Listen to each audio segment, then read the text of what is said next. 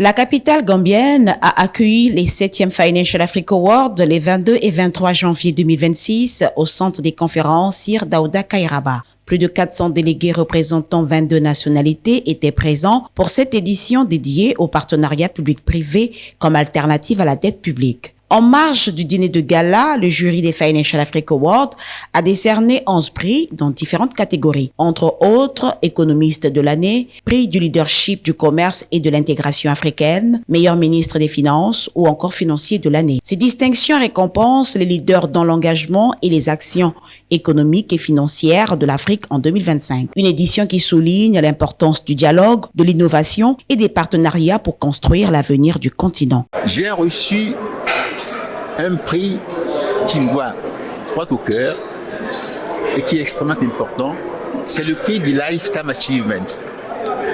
Lifetime Achievement, on l'attribue à des personnalités qui ont consacré leur vie à une cause. Dans le cas d'espèce, en ce qui me concerne, c'est la cause du développement de l'Afrique. C'est également la cause du renforcement de la coopération arabo-africaine comme élément stratégique, axe stratégique de la croissance économique inclusive de l'Afrique. C'est la signification de ce prix. Et c'est la consécration de beaucoup d'efforts fournis au sein de l'écosystème du développement de l'Afrique avec les bailleurs de fonds, qu'ils soient arabes ou internationaux. Donc vous imaginez donc la portée de ce prix. Et comme je le disais tout à l'heure, c'est une consécration parce que c'est une accumulation d'expériences sur le long cours. Et ces expériences, on est en train de les valoriser maintenant pour les nouvelles générations. Voilà pourquoi je suis toujours actif pour que nous puissions porter l'Afrique vers des sommets inégalés dans le passé. Alors, je vais commencer à féliciter chaleureusement le président Adama Wade pour son initiative, son leadership. Parce que le leadership, l'un de ses fondements, c'est la capacité à créer, à innover, à inventer. Il a créé Financial Afrique. On n'y croyait pas il y a quelques années. Et on s'aperçoit aujourd'hui que c'est une structure qui peut porter très loin le développement du continent africain. Donc je tiens encore une fois à le féliciter très sérieusement et à lui donner l'assurance que nous sommes là pour l'accompagner de mille et une manières. Et qu'est-ce que vous ressentez? Personnellement, c'est la dernière question. Une fierté extraordinaire. Une fierté extraordinaire du devoir accompli et de la reconnaissance de tous ceux qui m'entourent, ceux qui ont travaillé avec moi dans le passé, qui continuent de travailler avec moi dans le présent. Et pour moi, c'est un signe de reconnaissance inégalé. Voilà ce que je ressens. Je suis très content et je remercie Allah, le Tout-Puissant, qui m'a donné cette force, cette intelligence de servir l'Afrique, de servir nos pays. Voilà ce que je ressens aujourd'hui. Alors, j'ai reçu le prix sur le leadership du commerce et de l'intégration africaine. Donc, c'est un prix qui vraiment me fait énormément plaisir. Je suis hyper contente, vraiment, parce que c'est exactement ce que je fais tous les jours et ce qui me motive et m'ambitionne tous les jours, c'est de contribuer à l'intégration économique africaine en termes de commerce, en termes d'investissement. Donc recevoir ce prix, pour moi, c'est une consécration pour tous les efforts que j'ai fait avant, mais aussi c'est une responsabilité aussi pour continuer à faire de cette intégration africaine une réalité qui profite aux entreprises africaines, mais aussi à la prospérité des populations africaines. Donc, vraiment, je suis super contente pour le prix et pour ce que ça signifie en fait. La catégorie à laquelle j'ai été primé, c'est celle de l'économiste de l'année 2025 au niveau du continent africain. Donc, le meilleur économiste africain de l'année que le jury a bien voulu m'accorder. J'ai reçu ce trophée avec beaucoup d'émotion, avec beaucoup d'humilité et d'amour, parce que c'est une reconnaissance à une carrière internationale que j'ai entamée il y a plus de 40 ans, n'est-ce pas, au sein du groupe de la Banque africaine de développement, et je continue depuis que je suis parti à la retraite à servir le continent africain qui représente mon ADN. Je vis pour l'Afrique, au Maroc on m'appelle Monsieur Afrique. Cette reconnaissance me réjouit parce qu'elle rétribue quelqu'un qui a non seulement consacré sa vie au développement économique et social du continent africain, mais aussi tous les travaux que je continue.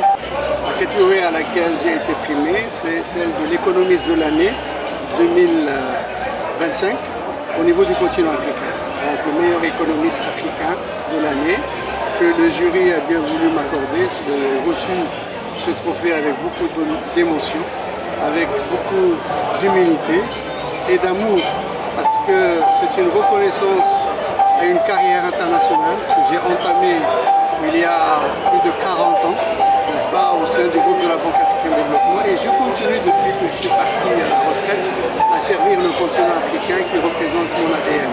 Je vis pour l'Afrique, au Maroc on m'appelle Monsieur Afrique. Cette reconnaissance me réjouit parce qu'elle rétribue quelqu'un qui a non seulement consacré sa vie au développement économique et social du continent africain, mais aussi tous les travaux que je continue à réaliser, soit à travers la soutenance d'une thèse consacrée au projet structurant du gazoduc Maroc-Nigeria, soit à travers les diverses publications que je fais au sein du groupe Financial Afrique, ou Jeune Afrique, ou bien Afrique Magazine, ou dans d'autres magazines marocains et d'ailleurs. Donc je suis dans l'attitude de celui qui doit partager avec la jeunesse, avec les cadres africains, parce que le développement de notre continent ne peut se faire que par nous-mêmes. On doit compter sur nous-mêmes. J'ai eu le privilège d'avoir servi le continent au sein du groupe de la Banque africaine de développement et j'étais très heureux d'avoir servi la sous-région ici quand j'étais représentant résident régional du groupe de la BAD, aussi bien au Sénégal, en Mauritanie, au Cap-Vert, en Guinée-Bissau et en Gambie. Et nous avons fait des choses extraordinaires qui ont bénéficié à la population, qui ont un grand impact, n'est-ce pas, sur le développement économique. Si vous me permettez, je vais citer 3 projets, n'est-ce pas, que nous sommes dans la sous-région ouest africaine. D'abord ici, le projet transgambien sur le fleuve de la Gambie, inauguré en 2021 et qui fonctionne extrêmement bien et qui a facilité, le désengagement de la région de la Casamance. La population peut rouler en un laps de temps très court au lieu de passer par le ferry qui prend des heures et des attentes à l'infini, n'est-ce pas? Donc c'est quelque chose de très important pour la population de la Gambie et de la sous-région, parce qu'aujourd'hui les gens traversent ce pont pour aller dans d'autres pays de l'Interland, etc. Le deuxième projet, c'est le pont sur le fleuve Sénégal, entre les 2 villes de Rosso, qui malheureusement a connu des retards, et nous espérons, suite aux déclarations conjointes faites par les 2 chefs de gouvernement de Mauritanie et du Sénégal il y a quelques jours, n'est-ce pas, ils ont promis que ce projet va entrer en service en 2027, l'année prochaine.